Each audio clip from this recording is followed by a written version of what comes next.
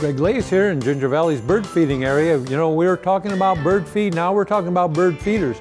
Now's the time to feed the birds, and boy, the feeders are important. The kind of feeder you use is going to be very important. We'll get into that at a later date, but what I want to talk about today is the squirrel-proof feeders. One of our biggest problems with feeding birds is that the squirrels like the same kind of food as the birds do. Maybe they even like it better. So you need a squirrel-proof feeder. These all work on the same principle.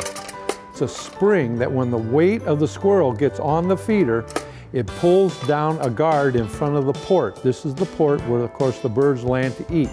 It's weighted so that the birds aren't going to make it go down because they're very lightweight, but the squirrel will. So all squirrel feeders, the best ones, let's put it that way, all the best squirrel feeders work on this spring mechanism. So this happens to be a finch feeder, but all the other feeders work the same way, so you just want to make sure that the squirrel-proof feeder is where the squirrel is going to be the most. So this is what makes it work the best. This is what makes it work, because that comes down and that gets the squirrel frustrated and they leave it alone. He's not going to spend a lot of time keep going back to the same feeder that he can't get the food from. That's what you got to remember. So they only have to go to it a couple times and then they're not going to bother you anymore. So squirrel-proof feeders.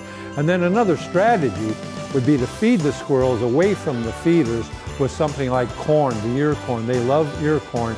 Put the ear corn away from the feeder, use a squirrel-proof feeder, and you'll be fine all winter long. For Ginger Valley, this is Greg Lace.